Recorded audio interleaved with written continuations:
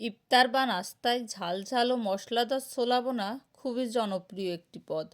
অল্প সময় ও সহজ উপকরণে ঘরে বসেই বানিয়ে ফেলুন সুস্বাদু ছোলা বোনা। এই ভিডিওতে ধাপে ধাপে দেখানো হয়েছে কিভাবে পারফেক্ট মশলা মিশিয়ে 10 মিনিটের ছোলা বোনা তৈরি করবেন। ছোলাটা আমি আগের রাত্রে ভিজে রেখেছিলাম। এবার কিছু আলু দিয়ে সিদ্ধ করে নেব। প্যানে দিয়ে দিলাম তেল, তেজপাতা, দারচিনি দিয়ে 1 বাটি মতো পেঁয়াজ কুচি দিয়ে দিলাম। পেঁয়াজটা ভেজে ভেজে লাল হয়ে আসলে দিয়ে দেব টমেটো কুচি। এবার ভালো করে নাড়াচাড়া করে লাল লাল করে ভেজে নিতে হবে। দিয়ে দিলাম পেঁয়াজ রসুন বাটা, জিরে আদা বাটা। এবার দিয়ে দেব পরিমাণ মতো লবণ ও হলুদ।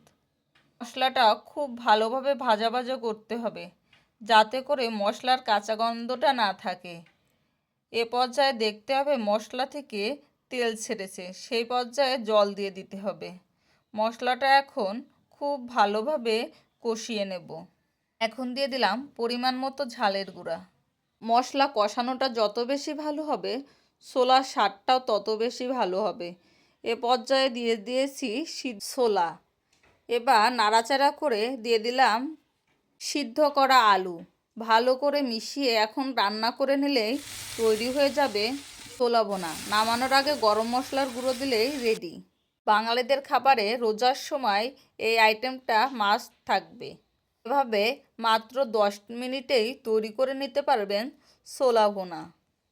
টেস্ট হবে একদম পারফেক্ট। ভিডিও ভালো লাগলে লাইক কমেন্ট শেয়ার করে পাশে থাকুন। আর নতুন নতুন রেসিপি পেতে চ্যানেলটি সাবস্ক্রাইব করতে ভুলবেন না। সবাই ভালো থাকবেন, সুস্থ থাকবেন। ধন্যবাদ সবাইকে।